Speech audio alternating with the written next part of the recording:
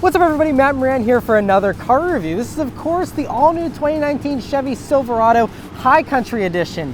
Huge thanks to Chevrolet for providing me with this awesome High Country to review for you guys today. Also thanks to Shell for this opportunity. This truck was actually one of the support vehicles for the 4th annual Drive Home that America's Automotive Trust participates in. And so they did a 10-day drive from Texas all the way to Detroit, with the final destination being the vehicles on display at the North American International Auto Show. This review was filmed on day 1 of the drive while maintaining a tight schedule, which is why this video isn't quite as polished as my normal reviews.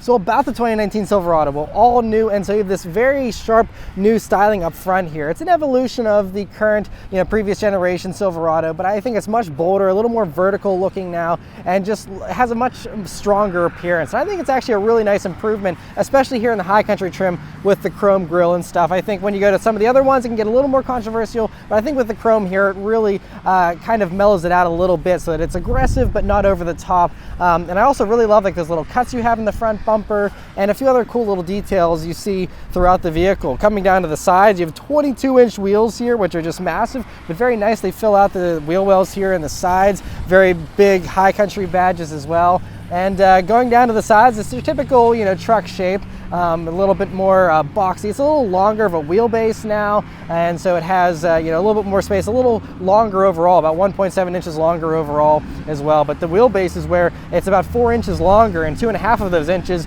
go to the rear seat room and giving you better legroom back there. Going out back, you have a revised tailgate there. I really like how they've kind of embossed Chevrolet in the back there. It looks very cool. I also like the redesigned tail lamps. I think those are a nice evolution again on the previous generation. Nothing too radical or different, but it still looks very good. I also like how you have little cutouts in the rear bumper there, very handy for accessing the cargo area. And so overall, just a very good looking truck, I think. When it first came out, I wasn't super in love with it, but I think it's really grown on me, especially like I said, in these trims with the chrome grills and things like that. I think it's a pretty handsome looking truck. Right, so the interior here in the 2019 Silverado. So a lot of it is familiar, and it seems not too much different than the previous generation Silverados, but there are some nice improvements and updates here and there. First off, sitting down in these seats, you have these leather seats here in the High Country version, of course being the most luxurious top-of-the-line version, and they're pretty nice, but I just wish the leather was a little smoother. I also wish the seats were a little softer. I think both the F-150 and the Ram have softer, more plush, comfortable seats. Not everyone likes that though, so it just comes down to personal preference. But the bolstering is also a little bit wider and more relaxed than what I think you get on those competing vehicles as well. And so from an enthusiast standpoint, these probably won't hold you in corners quite as well. But again, you're in a Silverado, you're not going to be going around any corners too aggressively. And so I think they're definitely going to be nice, comfortable seats. They're also heated and ventilated here in the High Country version, which is a nice feature as well. And so overall, still pretty good seats. Next, the steering wheel here in the High Country, which is really cool. So I really love these bronze accents you have on it. It's a nice little touch here on the High Country version. Otherwise, it just has a nice, pretty nice 993 grip, although this plastic does come up a little bit higher, so it kind of gets in the way of like your thumb muscles, I guess, a little bit. So that's the only complaint I have there. Otherwise, though, it's a nice leather-wrapped wheel, and you have just a few buttons here on the front of it. It's also a heated steering wheel here on the High Country, which is a nice feature as well. And so overall, again, it's not quite as comfortable, because of that plastic protruding up here than some of the competing steering wheels and other vehicles. But overall, still is a nice designed wheel, and I do like the simplicity of not having too many buttons. Next, the gauges, which are, still traditional analog dials there for the tachometer and speedometer. Very clear, simple. And then in the middle there, you have a digital portion, which is similar to stuff you'd see in Camaros and other, Chevrolet products that have a larger digital portion there in the middle. And this one, has all kinds of good info here, especially truck stuff. Like you can have, all your trailer settings in there nice and large. You can also scroll through you know, all kinds of different things. You have, you know, a torque split for the all-wheel drive system, the you know, angles, you know, yaw and all that kind of stuff. You can also see, of course, the typical trip information, fuel economy, you know, all those types of things. Even like brake pad life and stuff is included in here, which is all really nice. A few temperatures as well, and you know, then you can also scroll through. You can have media displayed there, navigation, a few other things, which is really great. They give you all those additional features in addition to just the car info, which is cool. And I also do like the little row of digital gauges you have at the top for fuel and voltage and a few other things there. And so overall, you know, not too much information there. Just, you know, it's nice. You can kind of set it up to display just, you know, the stuff you're interested in. And so overall, a good concise set of gauges there. Coming over to the side of the dashboard here, this is where it's fairly familiar. It's honestly not too much different than the previous generation, which is good. You know, so you have this, I believe it's an 8-inch infotainment display here that Chevy has, and this is the slightly revised user interface. It's you know, a little bit sleeker looking than previous Chevrolet you know, MyLink systems. And so, you know, I do like you have this main page here, which has all your main icons you're going to be using for navigation, audio, you know, Apple CarPlay, Android Auto, which is standard here in Chevys, which is a great feature as well. And then you can swipe over, you have climate and things like that. And then you can also swipe left and you'll see this just main home screen here, which will display your audio info and a little view of the map there. And so that's kind of nice. You also have this little row of shortcuts down there at the bottom as well. So if you want to skip ahead, you know, skip around with that, you can. There's also a physical home button here, which will always take you back as well.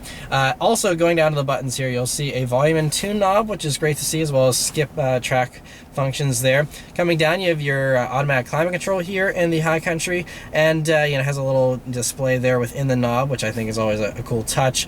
And you know, just very simple knobs, you know, just rubberized. They don't feel super you know, high quality or anything like that, but for a truck, I think, you know, they feel nice. This, again, just lagging behind some of the more luxurious trucks out there, and this being the High Country, I was kind of hoping there was a little bit nicer trim in here than what you get in a normal Silverado, but it doesn't seem like there's really much. You know, you have a little bit of fake wood interspersed here and there. You have some of the brown leather to contrast with the black here, but it all still doesn't feel too soft. It's a little bit rougher and cheaper feeling, to be honest. But then anyway, coming back, you do have a little bit of nice metal trim on this row of buttons, and there are a lot of little toggle levers here. Some of it's safety stuff. You have a button here for the power tailgate, which is a very cool feature. And then you also have, you know, just a few other things here. Coming down, you have your trailer controls. You'll have a USB-C jack and a regular USB jack. You have a traditional power outlet, and then also a normal house current style plug there as well. And so nice to have all those hookups right out in the open. Moving on to storage space here. First, in the doors, you have a nice, large, massive pockets with 2 bottle holders coming over to the center. First off, you have down here by the transmission tunnel a little slot for maps or, you know, other narrow things. Coming back up top here, you have this bin right on top of the dashboard, which isn't too deep, but, you know, could be handy for, you know, throwing your wallet or something up there. Then coming down, you have a wireless charging pad here in the High Country version. Otherwise, this would just be a normal, you know, little cubby. You have another little narrow cubby here off to the right. Then you have these 2 cup holders with a nice little space here in the middle for you know, maybe putting a cell phone or key, something like that in there. Coming back, you have the center armrest, which is got some padding on it here, but again, just feels a little low rent, honestly, for the price tag of this vehicle. But it does have some give to it, and you know, it's nicer for resting your elbow on than something that would be harder. But you know, again, not quite as plush. But you also have a little cubby there on top of that, and you'll also see 2 more cup holders here towards the back of that center armrest. But anyway, whenever you open that up, you see a massive storage space there. I mean, you could probably fit, you know, almost 2 gallons of milk in there side by side. Very large. It's also lit, which is great. And you'll see another USB-C, another USB jack, auxiliary jack, and an SD card slot, which I believe is for the maps there for the navigation. But a very generous amount of space in there. Very handy for truck owners, you know, when I'm hauling all kinds of stuff in there. You have plenty of space. And so all things considered, I mean, the storage space is definitely, you know, right up there and just about on par with all the rest in the competing field here. And so I don't think anyone will be complaining about the storage space here in the new Silverado. Backseat in the Silverado is very nice here in the crew cab version, especially. Like I said earlier, it has that longer wheelbase, which gives you much more legroom than in the previous Silverado crew cab. So, I mean, I'm 5'9", me sitting behind myself, I easily have 9 to 12 inches of legroom to spare. I mean, it is a massive amount of space back there.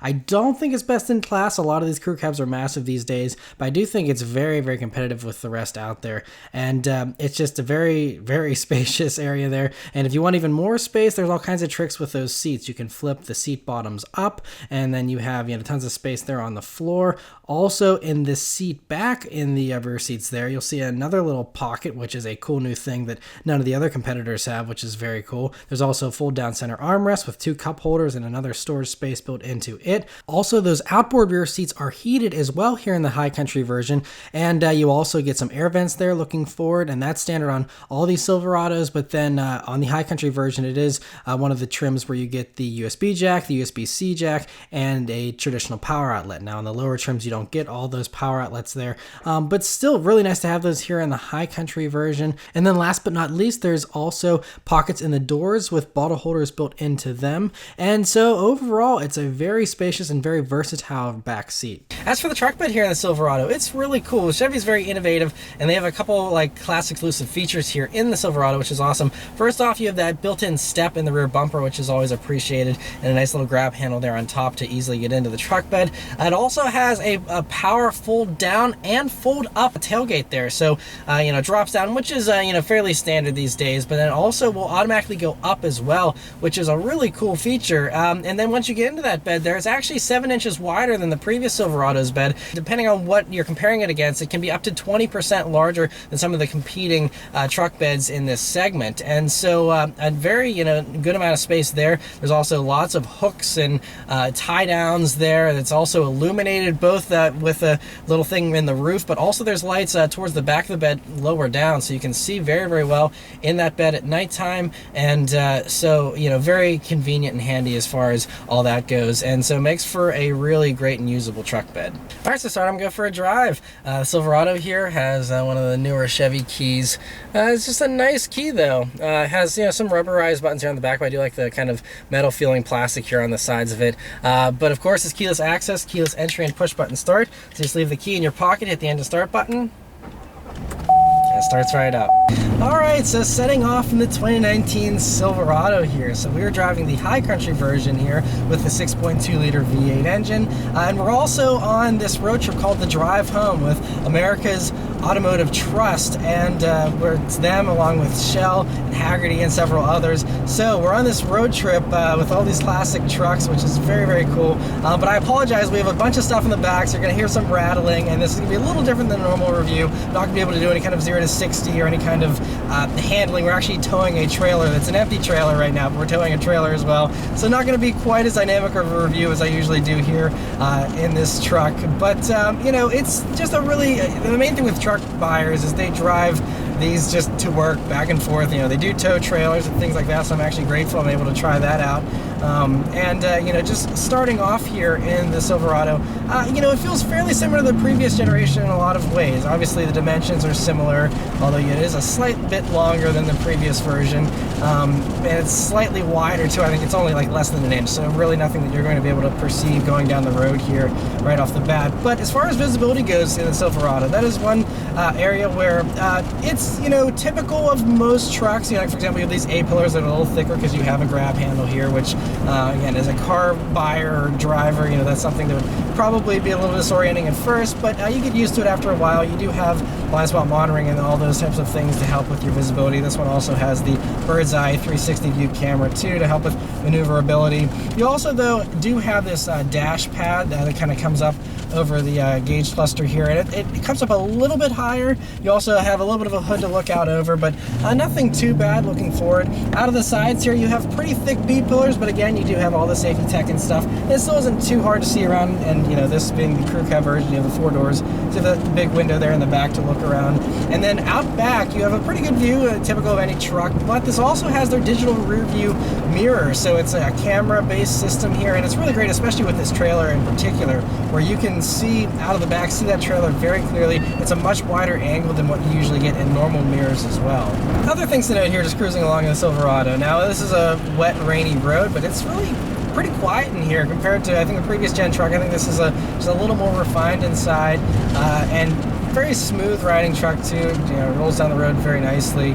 And even though it's 450 pounds lighter, it doesn't feel any flimsier or less substantial or anything than the previous High Country. Now, it's been a couple of years since I reviewed the previous High Country, but I was still really impressed with that.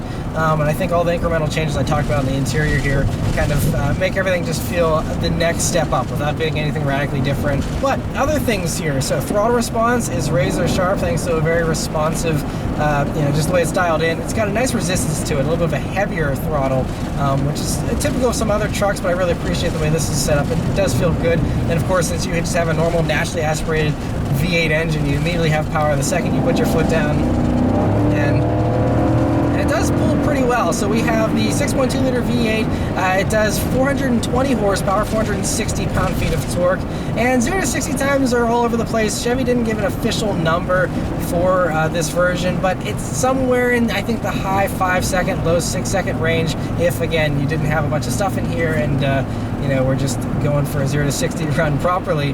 And I mean, this is the top engine option for the Silverado, so it's going to feel nice and punchy, and it's definitely, I think, the motor to get. I mean, the 5.3 is great as well, and that'll be a little more fuel efficient, but not by much. Honestly, I think the 5.3 just gets like 2 to 3 better MPG on the highway, but otherwise they're identical. In the city, they're both rated at 16 MPG in the city, and then this 6.2 is 20 MPG on the highway. And as we're coming to a stop here, brakes have a pretty good feel to them as well. Nice bite right at the top of the pedal, and very, very responsive, especially with the trailer. It's great to have.